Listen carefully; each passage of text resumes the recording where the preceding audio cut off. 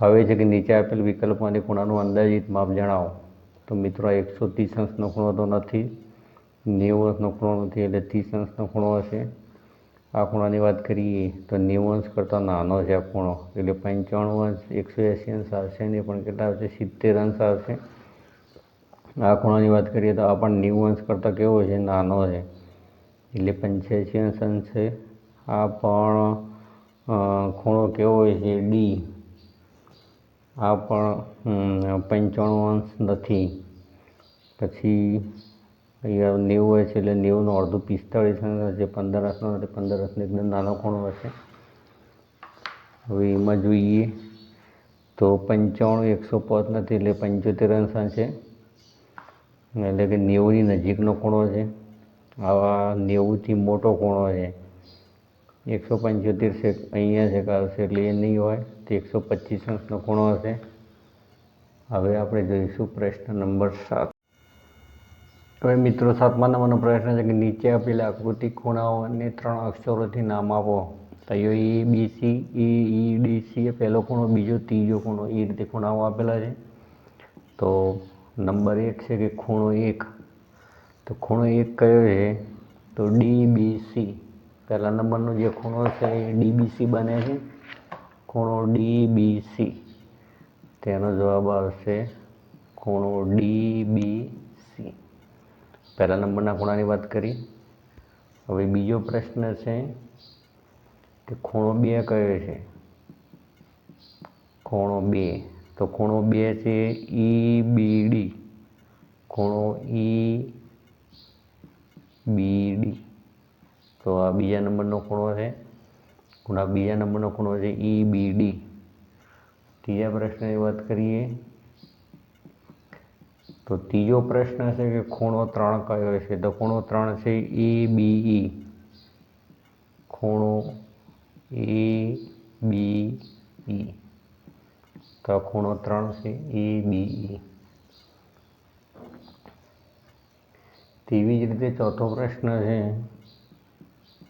કે ખૂણો 1 વત્તા ખૂણો 2, ખૂણો 1 વત્તા ખૂણો 2, તો ચોથા નંબરમાં છે ખૂણો ઈ બી સી। આ બીજાનો અને પહેલાનો, પહેલો બીજો બંને સમાવેશ થઈ જાય તો ઈ બી સી થશે, તો ખૂણો ઈ બી સી, તો ખૂણો ઈ બી સી એટલે કે એમાં ખૂણો 1 અને ખૂણો 2 બંને આવી જશે, એટલે એને આપણે ખૂણો ઈ બી સી કહીશું।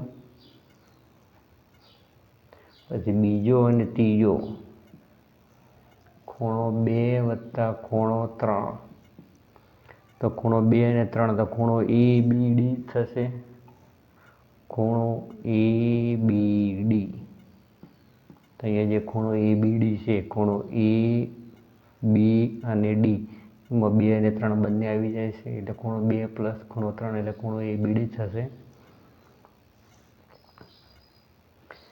તેવી રીતે 6 નંબરની વાત કરીએ તો ખૂણો 1, 2 અને ખૂણો 3, ખૂણો 1, ખૂણો 2 અને ખૂણો 3, તો ખૂણો 1, 2, 3, તો આખો ખૂણો 1, 2 અને 3 એટલે ખૂણો એબીસી આવશે, એટલે કે એબીસીના 3 ખૂણાઓ અંદર સમાવેશ થાય છે, ખૂણો 1, ખૂણો 2 અને ખૂણો 3, ખૂણો 1, ખૂણો 2, ખૂણો 3, 3નો સમાવેશ થાય છે। એવી રીતે 7મા નંબરનો જોઈએ,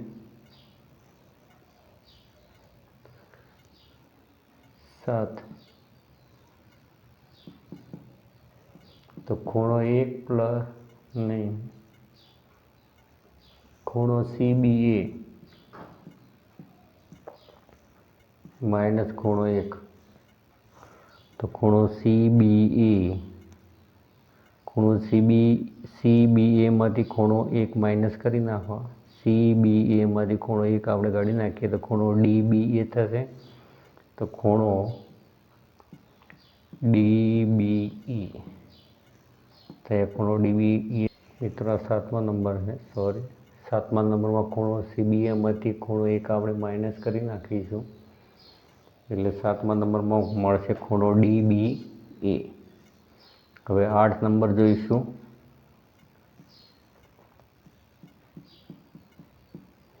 તો 8 નંબરમાં છે ખૂણો DBA માઇનસ ખૂણો B.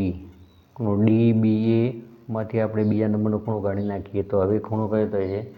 તો EBA થશે. ખૂણો EBA થશે. કેમ કે આ જે ખૂણો DBA એટલે કે આ બે ખૂણાઓ અંદર સમાવેશ થાય છે. એમાંથી ખૂણો આપણે બે શું કરે છે? ખૂણો 2 આપણે માઇનસ કરે છે. ખૂણો 2 માઇનસ કરીશું એટલે વચ્ચે ખૂણો EBA. તો 8મા નંબરમાં આવશે ખૂણો EBA. તો આ હતો મિત્રો 7મા નંબરનો પ્રશ્ન. હવે 8મા નંબરના પ્રશ્નનું સોલ્યુશન કરીશું. ત્યાં 8મા નંબરનો પ્રશ્ન છે કે નીચે આકૃતિમાં બનતા લંબ રેખાખંડોના નામ આપો. લંબ રેખાખંડોના નામ આપો. તો અહીંયા જે PR છે લંબ QS લખી શકાય આપણે. તો PR રેખાખંડ PR લંબ QS. તો આ જે PR છે એને આ લંબ છે QS. તો એ PR રેખાખંડ PR લંબ રેખાખંડ QS લખી શકાય. તેવી રીતે મિત્રો આ બીજા નંબરની આકૃતિની વાત કરીએ. બીજા નંબરની આકૃતિની વાત કરીએ તો ABC અને વચ્ચે છે O. અહીંયા ખૂણો બને છે. હવે બીજા નંબરમાં કોણ કોને લંબ છે? તો AC. અહીંયા AC લંબ BC લખી શકાય. રેખાખંડ AC લંબ રેખાખંડ BC લખી શકાય. કારણ કે AC લંબ કોને છે? BC ઉપર છે. અહીંયા કાટખૂણો બને છે એટલે AC લંબ BC લખી શકાય. તેવી રીતે ત્રીજા નંબરની આકૃતિની વાત કરીએ તો અહીંયા XZ લંબ YW છે. રેખાખંડ XZ લંબ રેખાખંડ YW થશે. રેખાખંડ YW. તો એ XZ છે, XZ છે, YW જે છે એના ઉપર અહીંયા કાટખૂણો બનાવે છે એટલે લંબ કહી શકાય. તો XZ લંબ રેખાખંડ YZ અહીંયા કાટખૂણો બને છે. ચોથા નંબરની વાત કરીએ તો OR લંબ QR લખી શકાય. અહીંયા કાટખૂણો બને છે એટલે કે રેખાખંડ OR લંબ રેખાખંડ QR. તેવી જ રીતે અહીંયા પણ કાટખૂણો બને છે એટલે કે રેખાખંડ OP લંબ રેખાખંડ PQ.